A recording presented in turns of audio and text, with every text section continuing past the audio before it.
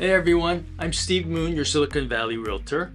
Today, we're going to break down a tricky but a super important topic: backing out of a real estate contract in California.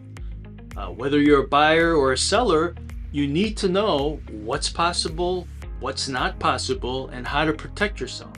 So let's try to make this simple and explore this. First, let's talk about buyers and when they can walk away. California law gives buyers some solid protections, especially early on in the process. One of the biggest reasons a buyer would walk away is because of home inspections.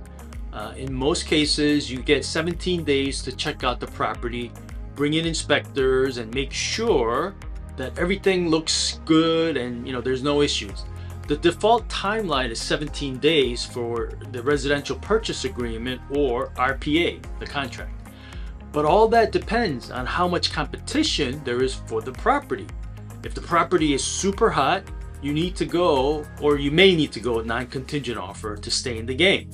So, back to the causes for backing out. If the inspection uncovers serious issues, maybe a foundational problem, a leaky roof, or some other expensive repair, you can decide to walk away and back out of the deal without losing your deposit, as long as there is a contingency period. Whenever you break a contract, the dispute will always be about the earnest money deposit in escrow. So even if the inspection isn't a total deal killer, buyers may still try to negotiate with the sellers for the repairs on that list and ask for credit. If the seller refuses, then they may still walk away anyway. This is why that inspection period is really important, because it is basically a safety system that's built in for the buyers. Another major reason buyers back out is because of the appraisal. If you're financing the purchase, your lender will order an appraisal to make sure that the home is worth what you're willing to pay. If the appraisal comes in short, then the bank won't lend the full amount. So at that point, the buyer has options. One, ask the seller to lower the price to meet the appraisal. Or two, pay the difference out of pocket. Or three, walk away if they're still within their financing contingency. Most buyers aren't willing to or able to cover that gap in cash. So if the seller won't budge, the deal can fall apart right there. So even if a buyer has pre-approval, the final loan approval isn't always guaranteed. Maybe the buyer has financial situations that change, or maybe interest rates spiked, or something unexpected happens that causes the lender to pull back, like tariffs. If that happens, the buyer can't secure financing, and if they're still within their contingency period, they can back out without any penalty.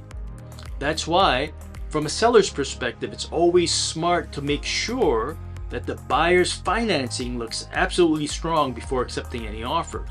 So, in short, if the buyers have more flexibility when it comes to backing out, as long as they have contingencies.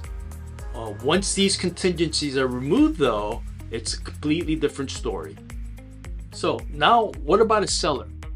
Once a seller signs a purchase agreement, they're basically locked in. You can't just change your mind or accept a better offer that comes along. The contract is legally binding. Remember that buyers have more protection than sellers in California. But there is one key scenario where a seller can back out, and that's if the buyer doesn't hold up their end of the deal, or if they're in breach of contract.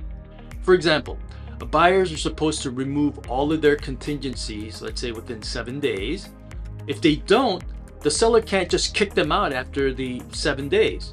The seller has to issue a notice to perform first, which gives the buyers 48 hours to cure the default. If the buyer still doesn't comply, then and only then can a seller have the right to cancel the contract. Outside of that, though, the sellers have basically very few options of backing out.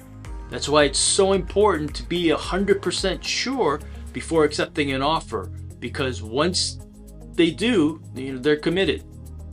So to wrap this up, buyers have more flexibility thanks to contingencies, and That's if they have any. Sellers are locked in unless the buyer defaults first, and if they do, then they have to send a notice to perform first. Every deal is unique and the situations are different, so make sure that you speak to a real estate professional or even to a lawyer to fully understand all of your options. If you have any questions, drop me a comment, and if you found this to be helpful, don't forget to like and subscribe, and stay tuned for more real estate insights. So see you in the next video.